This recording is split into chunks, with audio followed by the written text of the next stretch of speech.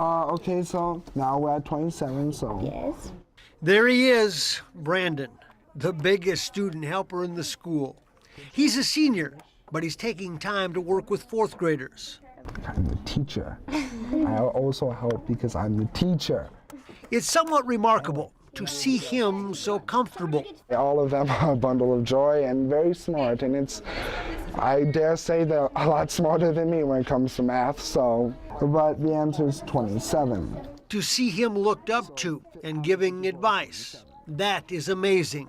I want them to realize that it's not what others think that you should do, it's what you believe you should do, and if you truly feel like you can do something, it's not out of your grasp, no matter what it is. See, it takes a certain confidence to work with kids, something he did not have going through junior high. He was just going along. Because he was big, he thought he should play football. He just didn't like it. Then one teacher saw him, and more importantly, saw something in him.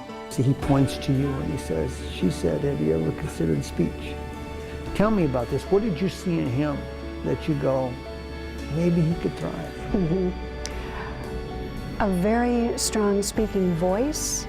It's full of variety, it's nice to listen to, it's warm, he's expressive, he has a presence. When Becky Haven introduced him to speech and the speech team, his world began to change.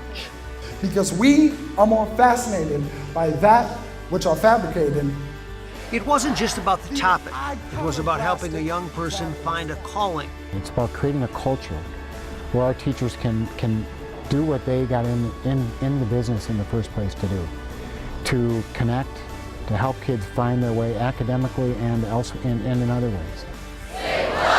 Open your brain. This was what he did not know he could do well until someone recognized his talent. So when I joined speech and I could actually do something well in an area that I didn't think I could, it's amazing to me every single time. How did it change your self-esteem? I went from just a melancholy kid that was, fairly cynical to still being cynical, but being a little bit more relaxed, being a little bit more thoughtful, cheery. I thought that it definitely made me a better thinker and a better empathizer. It changed his world, mastering the skills, becoming a confident young man. Man, they're all pieces. He finds poems that might connect with his personal life a little more.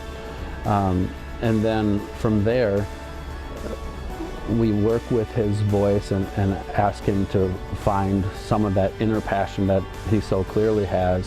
Same here, just have absolutely nothing to do. And have nothing to do. Have nothing to do, so I'm so busy. I'm not even thinking correctly right now. Shut up. His world includes a social circle because he knows he belongs, because he believes he can be one of the gang.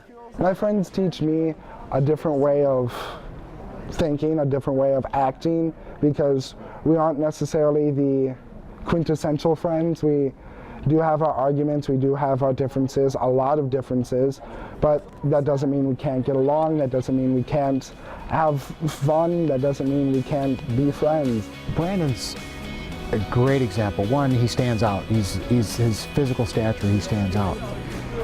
And in a typical public high school, you would expect that, a student involved in basketball or hockey or theater to stand out, and they do.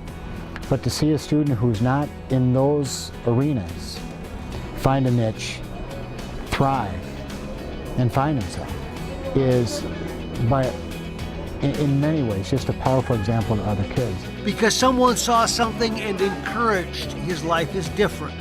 Do you understand, the impact that you have when you make a suggestion like that and how he's flourished because of it? Is it humbling to you? Is it a great sense of responsibility? It is. Yeah. It is, and it's,